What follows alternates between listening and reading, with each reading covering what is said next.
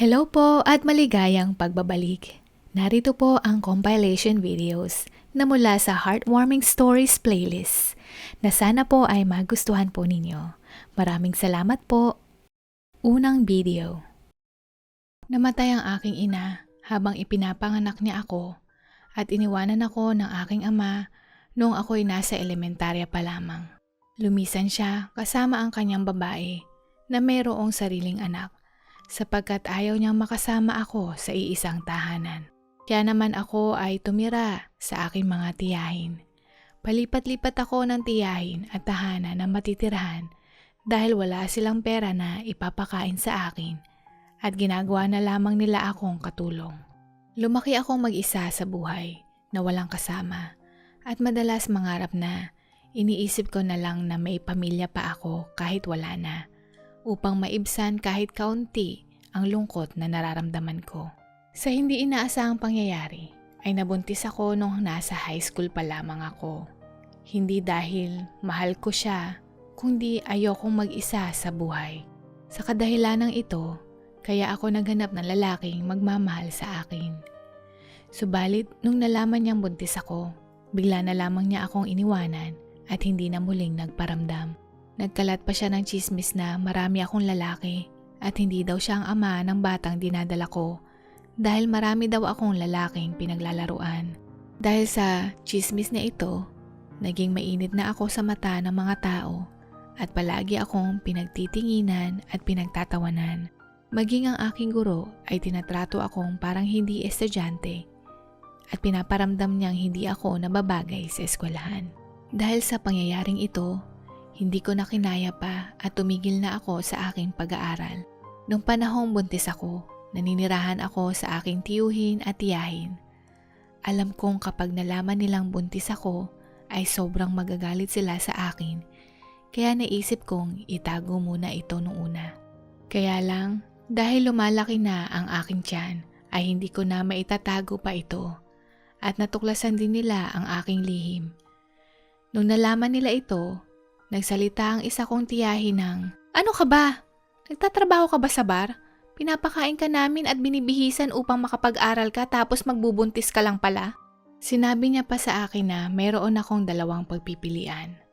Una, aalis ako ng bahay. Pangalawa, pag ipinanganak ko na ang aking anak, ay ipapaampon daw ito. Dagdag niya pa, nahirap daw siyang pakainin ako at tiyak na hindi niya aalagaan ang aking magiging anak. Wala akong magagawa dahil masyado pa akong bata para buhayin ang aking anak. Kaya nung dumating ang araw na ako ay nanganak, ay iniwan ko ang aking sanggol sa harap ng isang napakagandang malaking bahay na nakita ko sa amin malapit sa kalapit bayan. Iyong bahay na iyon ay pinakamalaki sa tingin ko at naisip kong maaalagaan nila ang anak ko ng mabuti. Ilang beses din akong napadaan sa bahay na iyon. At nung nasa sinapupunan ko pa lang ang aking anak, ay napagpasyahan kong doon ko siya ipapaampon. Pagkatapos kong iwan ang aking anak sa bahay na iyon, hindi ko na mapigilan ang pagpatak ng aking mga luha. Kaya't umiiyak ako kahit na magang-maga pa ang aking mga mata, kakaiyak mga 2 araw na bago ko iwanan ang sanggol sa bahay na iyon. Nagpatuloy ako sa aking pag-aaral, ngunit tila ba kahit anong pilit ko ay hindi pumapasok sa aking isipan ang mga itinuturo ng aking mga guro. Nakaupo lang ako at palaging tulala doon na parang isang batong walang malay. Ilang buwan na ang lumipas at hindi ko na kinaya ang pagpipigil na hindi ko makita ang aking anak. Gustong-gusto ko na talaga siyang masilayan. Kahit sa tuwing nakapikit ako ay palagi ko siyang nakikita at tila ba ay para na akong nababaliw. Kaya't dali-dali akong nagtungo sa malaking bahay. Nais ko siyang matanaw kahit panandalian lamang ay masaya na ako. At nung makarating na ako, sumisilip ako sa may gate ng bahay at nakita kong palabas ang mag-asawang nasa edad na mahigit ng 50. Ngumiti sila sa akin at tinanong ako kung bakit ako nasa labas ng bahay. Hindi ko alam kung anong sasabihin ko, kaya napasabi ako bigla ng, "Hello ma'am, sir. Naghahanap po kasi ako ng trabaho." Hindi ako makapaniwala sa sinagot nila na naghahanap daw sila ng isang yaya at pinatuloy pa nila ako sa bahay nila. Ipinakita nila sa akin ang isang sanggol at ipinabuhat pa ito sa akin. At nung hiniga ko siya sa aking braso, tumingin siya sa akin at biglang ngumisi. Bigla akong naging emosyonal at hindi ko na mapigilang tumangis. Hindi ko maipaliwanag ang kasiyahan na nararamdaman ko noong mga oras na bit-bit ko na ang aking mahal na anak. Pagkatapos kong umiyak ay nilaro at kinausap ko ito. Humanga ang mag-asawa dahil naging maingat ako sa pagbuhat at komportable ang hawak ko sa sanggol at napapatawa ko pa ito. Dahil dito ay agad nila akong inalok ng trabaho. Maayos ang pagpapasweldo nila sa akin at binigyan pa nila ako ng sariling kwarto sa bahay nila. Isang bagay na hindi ko pa nararanasan sa buong buhay ko. At nagsimula na nga akong magtrabaho. Ang mag-asawa ay naninirahan sa malaking bahay at meron silang 5 manggagawa. Sobra silang palakaibigan at naging maganda ang pakikisama nila sa bawat empleyado nila. Kasama na rin ako doon. Marami ding bagay na nangyari doon na sa kanila ko lang naranasan. Katulad ng pagkain ng pizza. Sa kanila ko unang natikman iyon nung umorder sila ng napakaraming pizza para sa birthday party ng amo kong babae. Sa unang pagkakataon, sinamahan ko sila sa isang sikat na mamahaling restaurant at ang kanilang pagkain na in-order ay American-style BBQ pork ribs. Nagpasya silang magbakasyon at sinama din nila ako. Habang suot-suot ko ang kauna-unahan kong swimsuit na regalo ng mag-asawa para sa akin at nakikipaglaro ako sa baby na babae sa tabing dagat. Nagtatayo kami ng mga kastilyo ng buhangin at nanonood ng paglubog ng araw. Matapos ako magtrabaho doon ng 1 taon, sinabi sa akin ng mag-asawa na dapat kong tapusin ang aking pag-aaral. Noong una, akala ko ay tatanggalin na nila ako. Pero ang gusto pala nila ay makapagtapos ako ng pag-aaral at magtrabaho pa rin sa kanila. Sila daw ang magbabayad sa lahat ng gagastusin sa eskwelahan. Laking pasasalamat ko sa kanila, kaya't napaakap ako sa kanilang mag-asawa. At habang yakap ko sila, ay bigla ko naramdaman ang kanilang mga kamay. Ang yapos na puno ng pagmamahal galing sa isang magulang. At noong mga oras na iyon, ay ayokong mawala sila sa buhay ko. Sobrang ganda ng bawat araw na ginugugol ko sa kanilang tahanan at natutunghayan ko ang paglaki ng aking anak bilang isang malusog at mabuting bata. Natatandaan ko nung unang pagkakataon na binigkas niya ang salitang mama habang nakatingin siya sa akin. Labis na tuwa ang nararamdaman ko at medyo nahiya ako para sa mag-asawa. Kaya naman inilihim ko ito dahil baka masaktan sila. At naghintay ako hanggang sa muling sinabi ng baby na mama sa asawang babae. At sinabi niya, "Oh wow!" First word niya ang salitang mama. Kakatuwa naman. Araw-araw, siya ay lumalaki at nagsimulang dumami ang mga salitang kaya niyang sabihin. Sa tuwing tinatawag niyang mama at dada ang matandang mag-asawa, hindi ko maiwasang makaramdam ng may kirot sa aking puso. At bagamat nalulungkot ako, ay pinipilit ko na lamang ngumiti sa harapan nila. Nagsimula rin akong makaramdam ng hindi maipaliwanag na galit at inggit sa matandang mag-asawa. Nagsimula akong makaramdam na para bang ninanakaw nila sa akin ang aking anak. Subalit, napakabuti ng naging pakikitungo nila sa akin. At sa kanila ko naramdaman ang pagmamahal ng isang pamilya na pinagkait sa akin ng tadhana. Kaya dahil doon ay nakaramdam ako ng konsensya at pagkahiya sa sarili ko. Ang magkahalong emosyon na nararamdaman ko ay naging sanhi ng pagkasakit ng ulo ko araw-araw. At ang akala kong magiging maayos ang lahat, ngunit mas lalo lang itong lumalala. Nag-umpisa na rin ako makadama ng sobrang pagkalungkot at pagkatuliro. Naisip ko na hindi na ako maaring manatili dito ng mas matagal dahil baka tuluyan na akong mabaliw o di kaya'y makapagdulot pa ako ng gulo sa kanila. Nagnilay-nilay ako kung aalis na lang. Ngunit kapag ginawa ko ito ay nangangahulugan na magpapaalam na ako sa aking anak na babae habang buhay. Kung aaminin ko sa mag-asawa na ako ang ina ng bata, Pero sigurado ako na magagalit sa akin ang mag-asawa at baka iisipin nila na niloloko at sinasamantala ko sila sa loob ng kanilang sariling pamamahay. Ang isa ko pang naisip na paraan ay ang pagtakas ko sa aking anak. Nakatapos na rin ako ng high school, kaya maaari na akong makakuha ng ibang trabaho at masuportahan ang aking anak. Hindi mawari at mapakali. Matapos kong bulayin ito ng ilang buwan, sa wakas, napagdesisyonan ko na ako'y tumakas kasama ng aking anak. Kaya nag-ipon ako ng mas maraming pera hanggat sa makakaya ko at nagsimulang magplano ng palihim. Dumating ang araw na sa tingin ko sapat na ang perang iyon para makapagsimula at maisakatuparan ang aking plano. Ang bala ko ay lilisanin namin ng anak ko ang lugar na ito bago pa man sumikat ang araw, nang sa gayon ang mga tao sa bahay ay natutulog pa. Kaya't gising ako buong gabi dahil sa naghahalong kaba, takot at gulumihan at hindi ako makatulog sa binabala kong gawin. Noong oras na pinaghalo ang gabi at araw, bago pa tuluyang sumikat ang araw, ay tahimik akong lumabas ng bahay. Subalit, pagkabukas ko ng gate at humakbang palabas, tumibok ng napakabilis ang aking puso. Ang driver ng bahay ay nag-aayos ng sasakyan at inihahanda ito dahil meron palang lakad ang mag-asawa na pumunta ng ospital at gustong umalis ng maaga upang makaiwas sa trapiko. Nakita kami ng driver at agad niyang napansin na may mali dahil bitbit ko ang batang babae, pati na rin ang dalawang malalaking bag. Sinabi niya sa akin na bumalik sa loob at tinulak niya ako papasok ng bahay. Sa sobrang bilis ng puso ko, halos hindi na ako makahinga. Dahil alam kong ito na din ang huling araw na makikita at mayayakap ko ang aking anak.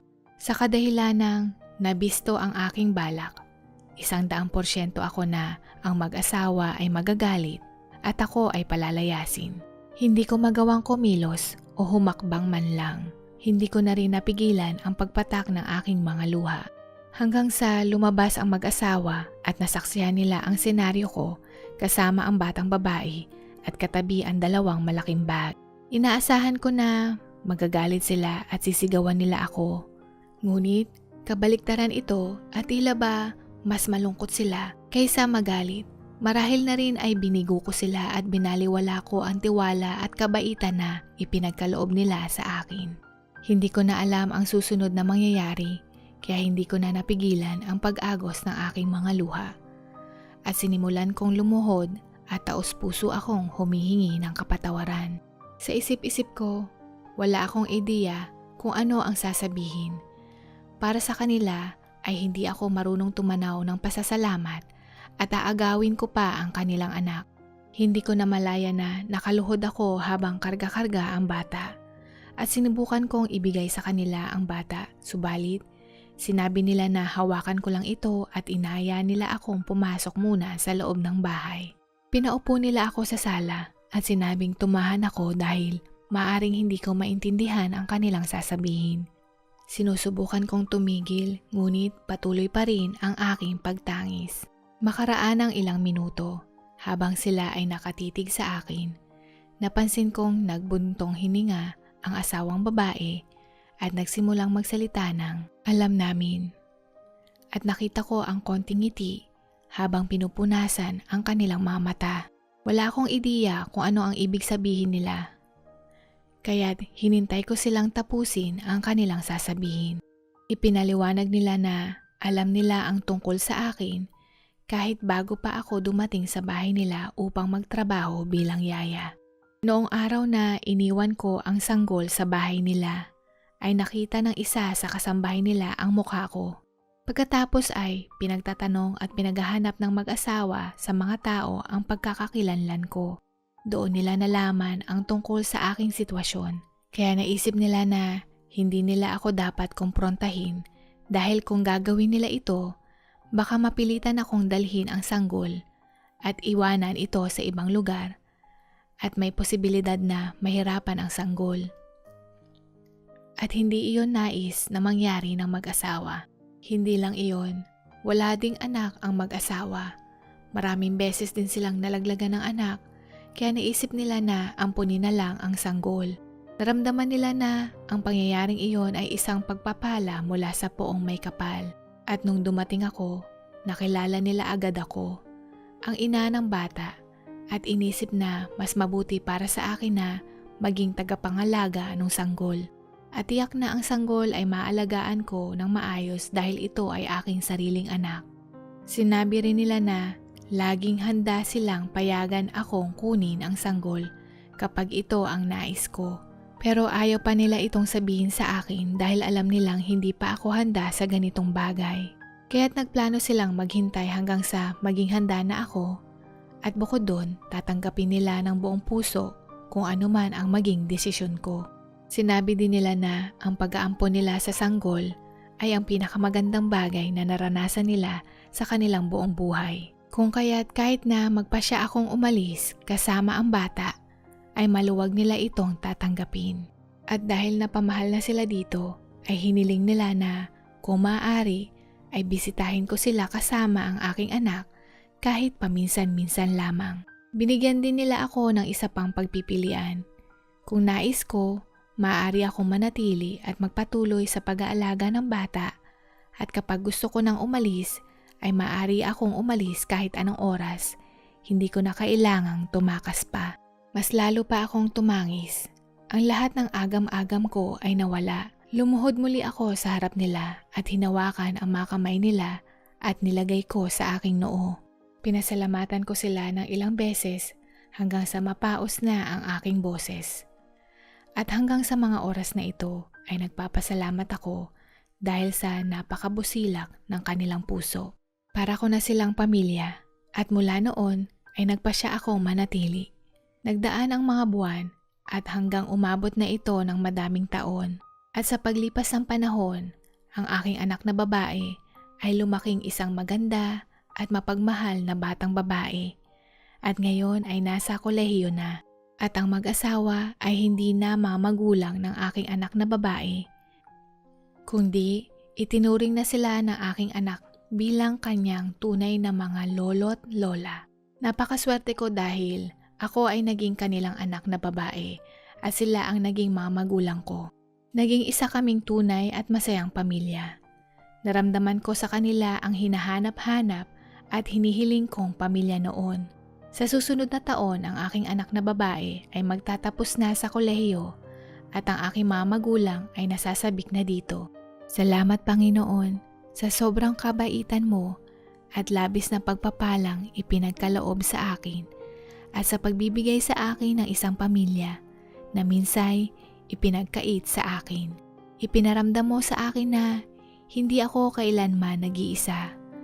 Pinatawad mo ako sa kamali ang ginawa ko noon at hindi mo lang ako binigyan ng isa pang pagkakataon, kundi binuhusan mo ako ng nag-uumapaw na biyaya. Pangalawang video. Umalis ako sa probinsya noong maliit pa lang ako para magtrabaho bilang kasambahay sa lungsod ng Maynila. Wala akong pagpipilian dahil ang aking mga magulang ay may sakit at hindi sila makapagtrabaho. Masaya ang pakiramdam ko nung ako na ang magtatrabaho at breadwinner ng aming pamilya. Pero kasabayan nito, nakakaramdam din ako ng takot at pangamba. Sa isang dalagitang tulad ko, naluluwas ng Maynila sa unang pagkakataon para mabuhay. Paano kung mapunta ako sa among mapang-abuso? Paano kung kaunti lang ang aking kita? Paano kung hindi ako makaipon ng pera? O hindi ako makapag-asawa o magkaroon ng sariling pamilya?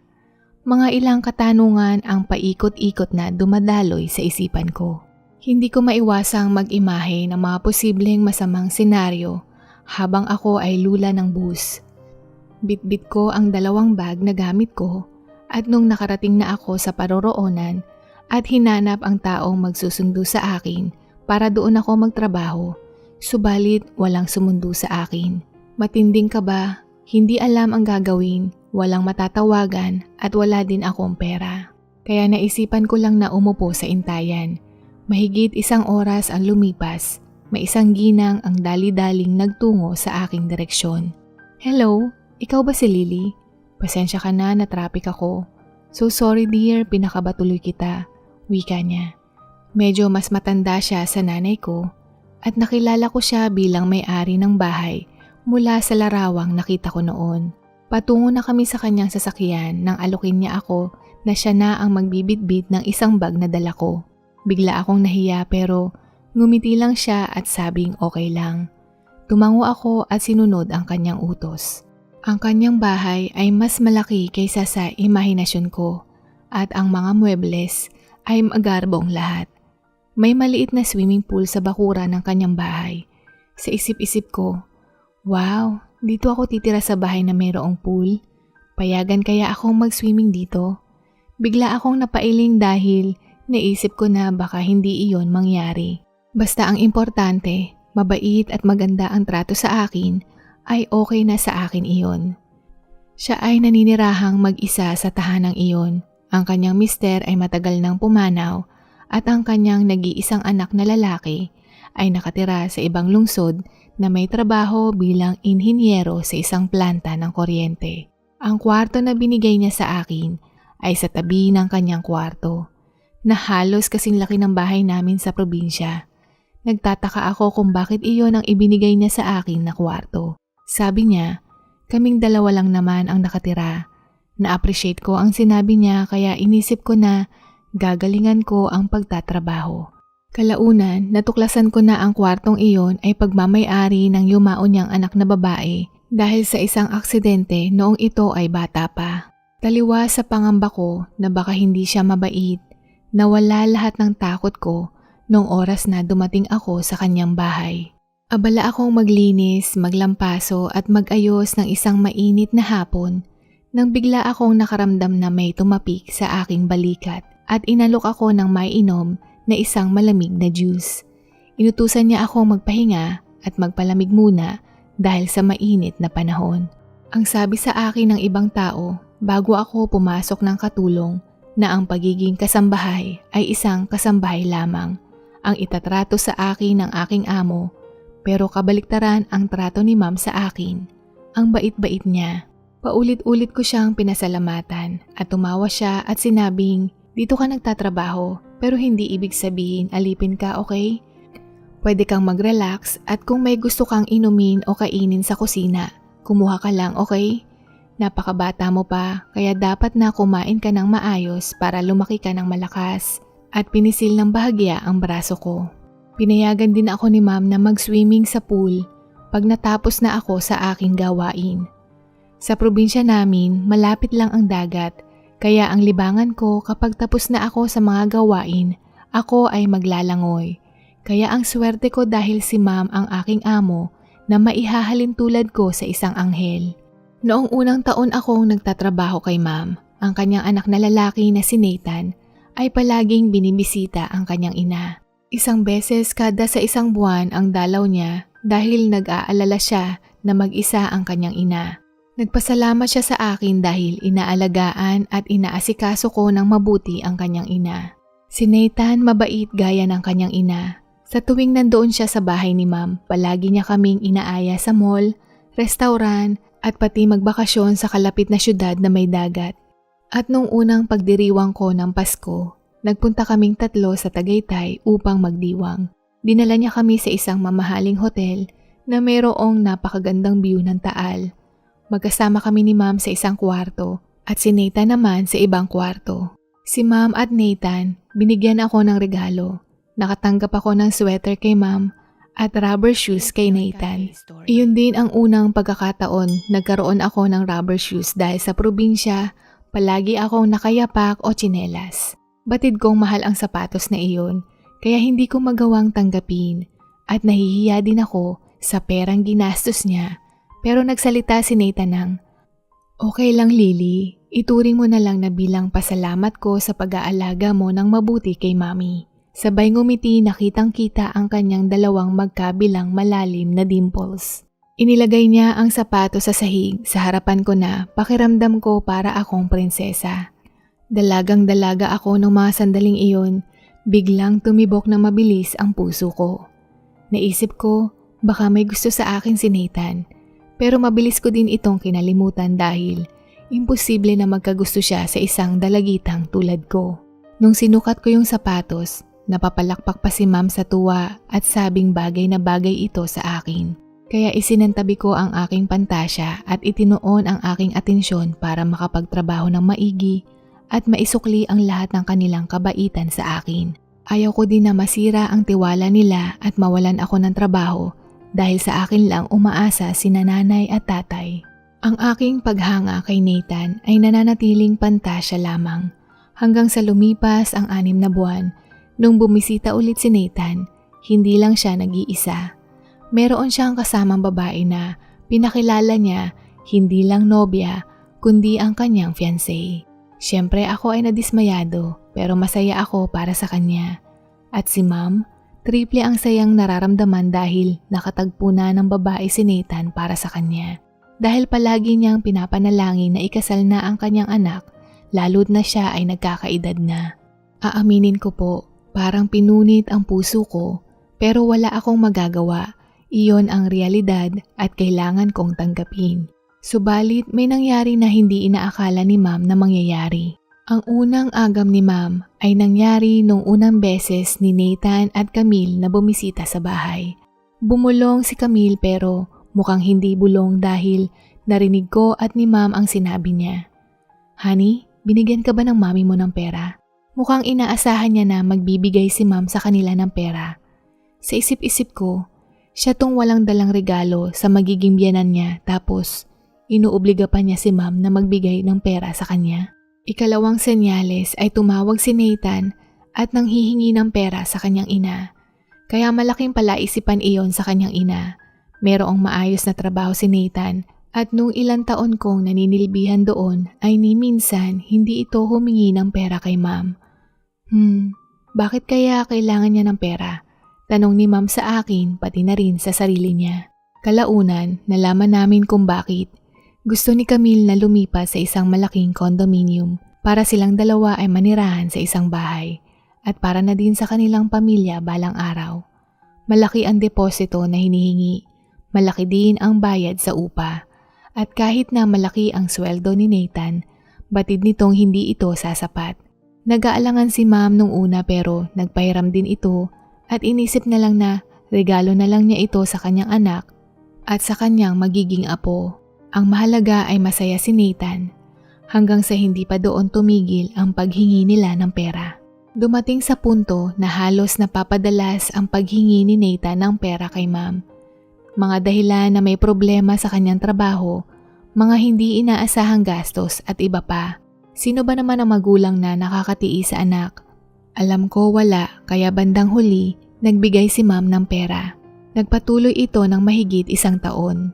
Si Nathan at Camille ay umuwi sa bahay at doon nagdiwang ng Pasko. Ito ang muli nilang pagbisita matapos ang halos 8 buwan.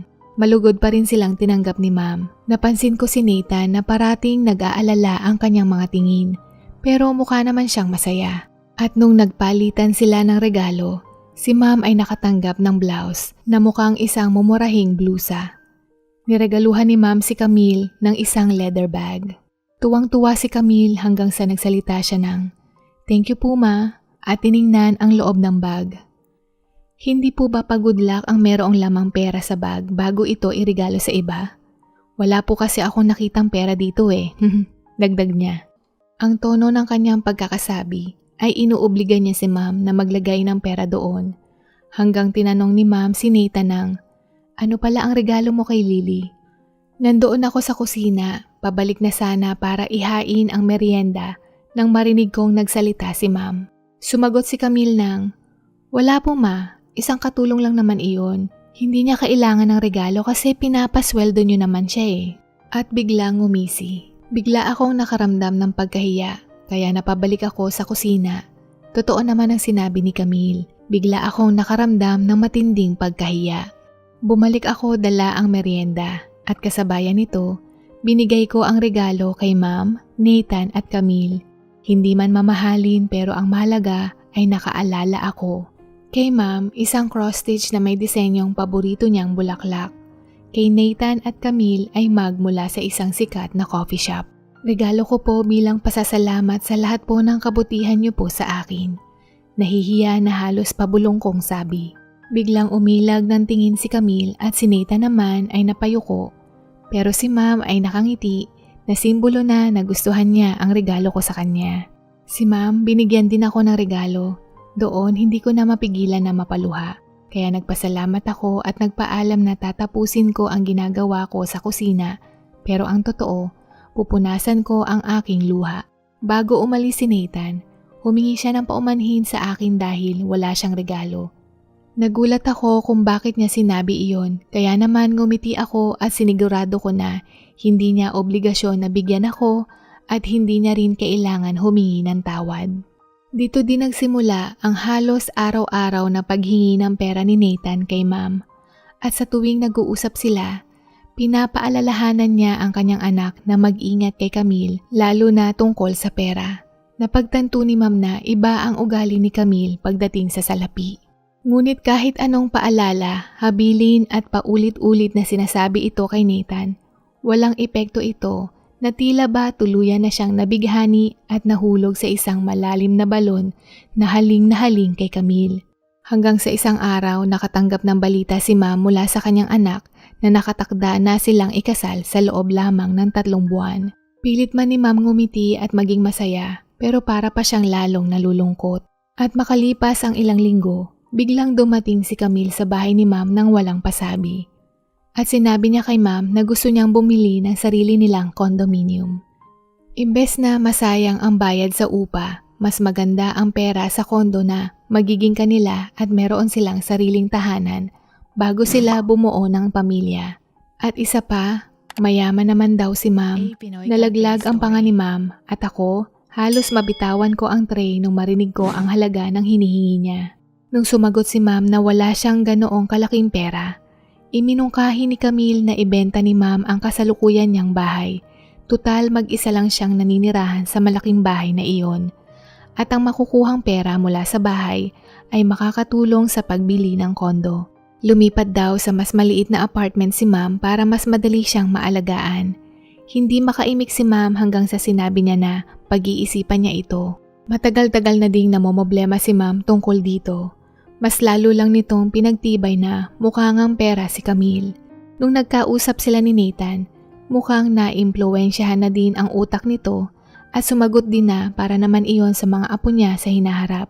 Nagpaalalang muli si Ma'am pero sarado na ang magkabilang tainga ni Nathan. Dahil walang ibang mapagbubuhusan ng galit si Ma'am, nakikinig lang ako sa mga sinasabi niya, sa mga hinanaing niya, sa kanyang pagkadismayado kay Nathan. Hindi ko man kayang tumulong pagdating sa salapi, kaya naman hinahayaan ko lang si Ma'am para maibsan ang kanyang nararamdaman. Hanggang sa may isang balita na nagbago sa aming buhay. Kaya pala si Ma'am ay namomoblema ng ilang mga buwan ay dahil nalugi ang kanyang investment. Ang kaibigan niya ay na-bankrupt at wala nang naibalik na pera sa kanya.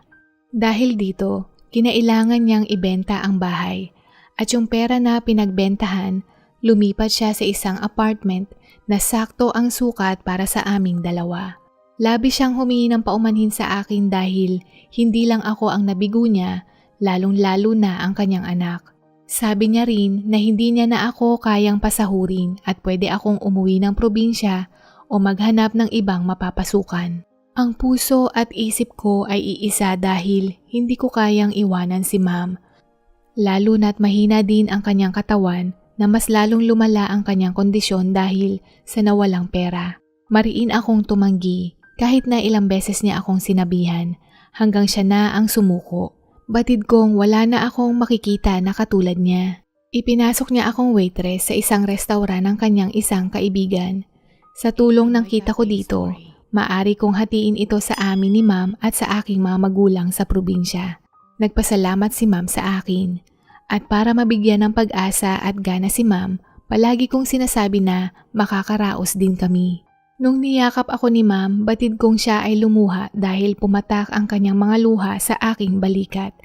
Labis talaga akong naaawa kay Ma'am, kaya hindi ko naiwasang magtanong sa Panginoon bakit naranasan ni Ma'am ang ganitong pagsubok. Nung marinig ni Nathan ang balita, dali-dali siyang pumunta sa nanay niya. Nais niyang tumulong pero tumanggi si Ma'am dahil ayaw niyang makadagdag sa mga alalahanin ni Nathan. Malungkot siya pero batid niyang wala din siyang magagawa. Dito din nagsimulang gumuho ang relasyon ni Nathan at Camille. Dahil si Ma'am ang nagbabayad ng upa sa kondo na tinitirhan nila, kailangan na nilang lumipat dahil hindi na nila makakayanang bayaran ito. At syempre, hindi rin mabibili ang gustong bilhin ni Camille. Ang dalawang magkasintahan ay palaging nag-aaway hanggang sa iurong ang kasal. Mga ilang buwan na madalas mag-away na nauwi sa hiwalayan ang kanilang pagsasama. Talagang pinatunayan ni Camille na isa siyang masamang babae. Hindi man lang kinamusta si Ma'am, kahit man lang tawag, wala. Ang buhay namin ni Ma'am ay mas lalo pang lumala. Saktong-sakto lang sa kailangang bilhin. Hati ang kita ko sa panggastos namin ni Ma'am at sa mga magulang ko, kaya nagtrabaho ako ng mas mahabang oras para may dagdag kita. Kita ko sa mata ni Ma'am ang pag-aalala, pero hinawakan ko ang kanyang kamay at sinabing, kaya ko po ito. Hanggang sa isang araw, may kumatok sa aming pintuan at pagbukas ko ng pinto, nakita ko si Nathan na mayroong mabagsik at malalim ang paghinga. Pagpasok niya, binigyan ko siya agad ng malamig na tubig. Isang lagok lang niya yung isang basong tubig at nagsalita lamang siya nung siya ay kumalma. Ma'am, Camille and I broke up. Maikling wika ni Nathan. Ayon sa kanya, iniwanan siya nito dahil galit na galit dahil kailangan nilang lumipat. Ano daw ang silbi ni Ma'am kung walang pera? Hindi niya kayang mabuhay bilang mahirap. Labis na umiiyak si Nathan at humingi ng tawad sa kanyang ina. Sinimulan niyang magkwento hanggang sa makarating ito sa istorya ng kanilang paghihiwalay. Sobra ang pagtangis habang humihingi ng tawad sa kanyang ina na nagsasabing siya ay isang hangal na hindi nakinig sa kanyang ina. Ngayon niya nakita at napagtanto ang tunay na ugali ni Camille. Napakiramdam niya na hindi siya tunay na minahal kaya labis siyang nahihiya. Ang mag-ina ay nag-iiyakan habang magkayakap samantalang ako nasa kusina na tumatangis din. Nung pareho na silang tumahan at kumalma, biglang nagsalita si Ma'am na, nakaramdam ako ng gutom, tara kumain tayo sa restaurant na nais kong bisitahin. Nagkatinginan kami ni Nathan. Ha? Restaurant? Napansin ni Ma'am na kaming dalawa ni Nathan ay nagtataka. Pinilit niya kaming lumabas ni Nathan ng bahay at nagtungo sa nasabing kainan. Nung makarating kami, ang ganda ng seafood restaurant. Halata ding mamahalin. Nung dumating ang waiter, ang daming binili ni Ma'am. Umorder siya ng pinakamahal na halaga sa menu at maging alak. Nagtataka kaming dalawa ni Nathan pero nagsalita muli si Ma'am na, huwag kayong mag-alala. Trust me, I have money. Nabusog kaming lahat sa pagkaing nakahain sa aming mesa. At dito niya rin inamin sa amin ang lahat. Ang lahat ng ito ay palabas lamang ni Ma'am para hindi makatuluyan ni Nathan si Camille. Hindi siya nalugi at hindi niya rin ibinenta ang bahay. Ginawa niya iyon para makita ni Nathan ang tunay na kulay ng babaeng iyon. Na ginawa niya din iyon dahil gusto niyang subukan si Camille kung magbabago ba ito o hindi. Na kung tunay ba niyang mahal si Nathan o hindi. Gulat na gulat kami ni Nathan. At pinasalamatan din ako ni Ma'am dahil hindi ko siya iniwan at sa mga naitulong ko sa kanya. Natunay ang aking busilak na puso. Bumalik na din kami sa dating malaking bahay ni Ma'am. Labis ang aking kagalakan, nagpasalamat at napayakap ako kay Ma'am.